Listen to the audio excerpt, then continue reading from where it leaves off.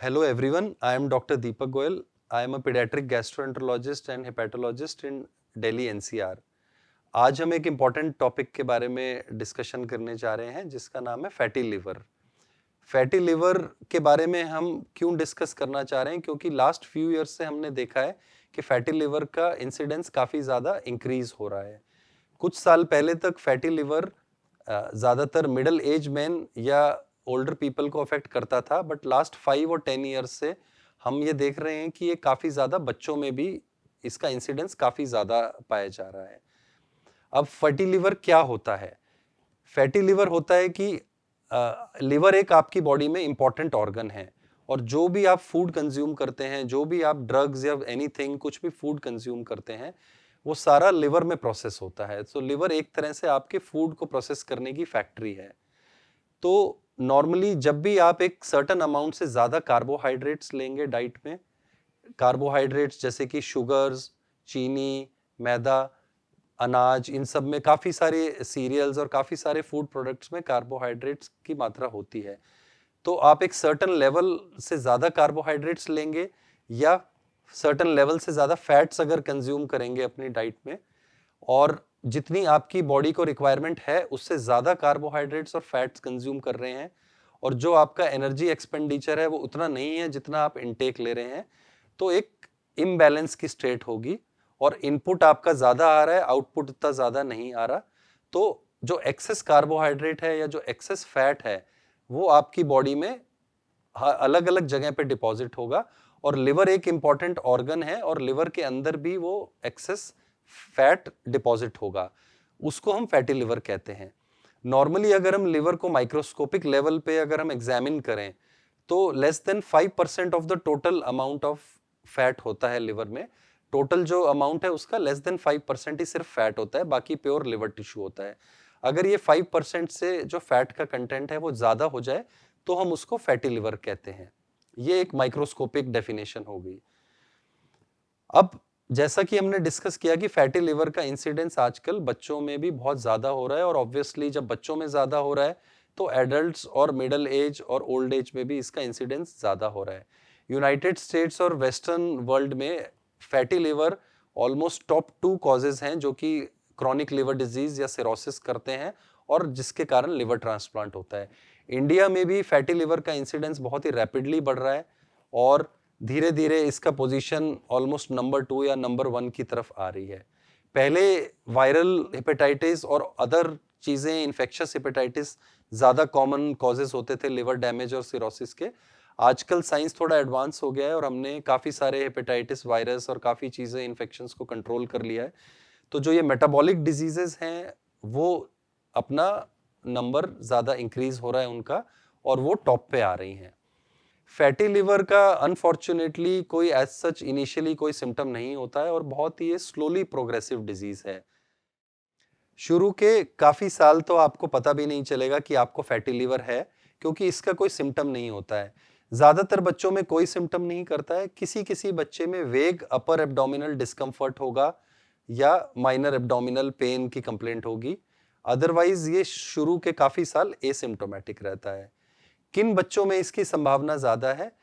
जैसा हमने डिस्कस किया, जिन बच्चों की डाइट में कार्बोहाइड्रेट्स और फैट्स का अमाउंट ज़्यादा है और जिनकी फिजिकल एक्टिविटी कम है, जितना वो कंज्यूम कर रहे हैं उतना उनका आउटपुट नहीं है, और ओवरवेट हैं या ओबीज हैं या उनको कुछ और मेटाबॉलिक प्रॉब्लम है, उन बच्चों में फैटी लिवर का इंसिडेंस काफ़ी कॉमन होता है। बड़ों में fatty liver generally metabolic syndrome का पार्ट होता है, जिसमें फैटी लिवर के साथ साथ और चीज़ें भी एसोसिएटेड होती है। Fatty liver, obesity, heart disease जिसमें कि कोरोनरी आर्टरी डिजीज होती है, और डायबिटीज और हाइपरटेंशन, इस सारे कॉम्बिनेशन के साथ फैटी लिवर ज़्यादा पाया जाता है, जिसको मेटाबॉलिक सिंड्रोम कहते हैं। पर बच्चों में ज़रूरी नहीं है कि ये सारी चीज़ें हों, क्योंकि बच्चों में हार्ट डिजीज और हाइपरटेंशन इतनी ज़्यादा कॉमन नहीं होती है, लेकिन फैटी लिवर, ओवरवेट और ओबेसिटी, ये चीज़ें ज़्यादातर साथ चलती है। ऐसा ज़रूरी नहीं है कि फैटी लिवर 100% ओबीज या ओवरवेट बच्चों में ही होगा। अगर आपका बच्चा स्लाइटली ओवरवेट है या ऑलमोस्ट ठीक भी वेट का है, तब भी उसको फैटी लिवर हो सकता है, स्पेसिफिकली अगर उनकी फिजिकल इनएक्टिविटी है। आज के एरा में जैसे ज़्यादा हम स्क्रीन्स पे डिपेंडेंट हैं और लास्ट फ्यू ईयर से हमने देखा है कि बच्चे ज़्यादा से ज़्यादा इंडोर रहते हैं, आउटडोर्स प्रेफर नहीं करते हैं, स्क्रीन टाइम सबके ज़्यादा हैं, सबकी कैपेसिटी टू एक्सरसाइज कम हो रही है, तो इसलिए फैटी लिवर का इंसिडेंस भी इंक्रीज हो रहा है। अगर जब भी हम fatty liver as a doctor हम सस्पेक्ट करते हैं या एज अ पीडियाट्रिक हेपेटोलॉजिस्ट, जब भी मैं अपनी क्लिनिक में हम सस्पेक्ट करते हैं कि किसी बच्चे को फैटी लिवर हो सकता है, तो बहुत ही सिंपल से टेस्ट हैं जिससे हम फैटी लिवर को डायग्नोस कर सकते हैं।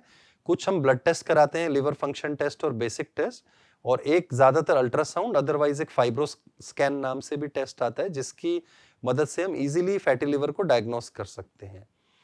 एक बार अगर हमने कंफर्म कर लिया है और हम अगर बच्चे को इनिशियल स्टेज में पिक कर लें कि फैटी लिवर हमने बहुत जल्दी पिक कर लिया है, तो हम आसानी से थोड़ा लाइफस्टाइल मॉडिफाई करके उसको ट्रीट कर सकते हैं। बहुत ज़्यादा मेडिसिन पे हमें डिपेंडेंट होने की ज़रूरत नहीं है। बड़ों में ज़्यादातर मेडिसिन का भी यूज़ किया जाता है और लाइफस्टाइल मॉडिफिकेशन को भी यूज़ किया जाता है, लेकिन बच्चों में हम even most of the cases हम विदाउट मेडिसिन हम इजीली हैंडल कर सकते हैं लाइफस्टाइल मॉडिफिकेशन से। सो जैसा हमने डिस्कस किया, इनटेक एंड आउटपुट, हमें अपने हम क्या खा रहे हैं, क्या इनटेक ले रहे हैं, उसका हमें ख्याल रखना है और हमें आउटपुट को अपने इंक्रीज करना है। कार्बोहाइड्रेट्स और फैट्स दो चीजें हैं जिसका हमें लिमिट में रखना है। हम जब भी हम बच्चे को फैटी लिवर डायग्नोस करते हैं तो हम पेरेंट्स को और बच्चे को प्रॉपर डाइट चार्ट देते हैं, न्यूट्रिशनलिस्ट से सलाह कराते हैं, और एज अ पीडियाट्रिक गैस्ट्रोएंटरोलॉजिस्ट हम खुद उन्हें अच्छी न्यूट्रिशन एडवाइस देते हैं कि कार्बोहाइड्रेट्स को उन्हें कैसे कैसे कंट्रोल करना है। उसमें मेनली हमें वाइट फ्लावर का रिडक्शन करना है, जैसे कि आटा, मैदा और चीनी। स्पेसिफिकली मैदा और चीनी हमें कम उपयोग करना है, और ऑयल्स और फैट्स, बटर, घी, इनका भी हमें कम उपयोग करना है। और सेकेंडली हमें अपने आउटपुट, एनर्जी आउटपुट को इंक्रीज करना है। तो ज़्यादा से ज़्यादा फिजिकल एक्टिविटी हमें बच्चों में प्रमोट करनी है। At least 30 minutes a day daily physical activity promote करना चाहिए। Best is 60 minutes, but at least 30 to 40 minutes a day. Physical activity as appropriate आप कैसी भी कर सकते हैं। अगर कोई स्पोर्ट्स में एंगेज होते हैं तो सबसे बेस्ट है, अदरवाइज जॉगिंग, रनिंग और किसी भी तरह का आउटडोर एक्टिविटी करेंगे तो आपका एनर्जी एक्सपेंडिचर अच्छा रहेगा। फैटी लिवर को जानना, पहचानना और उसको रोकना और उसको कंट्रोल करना क्यों इंपॉर्टेंट है, क्योंकि अगर एक 8 या 10 साल के बच्चे में फैटी लिवर स्टार्ट हो गया है तो वो साइलेंटली अंदर पड़े पड़े लिवर को वीक करता है। आपको पता भी नहीं चलेगा कि आपके बच्चे को फैटी लिवर है। कोई, जैसा हमने डिस्कस किया, कोई सिम्टम्स नहीं आएंगे उसको। आपको लगेगा कि हमारा बच्चा अपेरेंटली हेल्दी है, बस थोड़ा सा वेट उसका ज्यादा है, बट अदरवाइज ठीक है।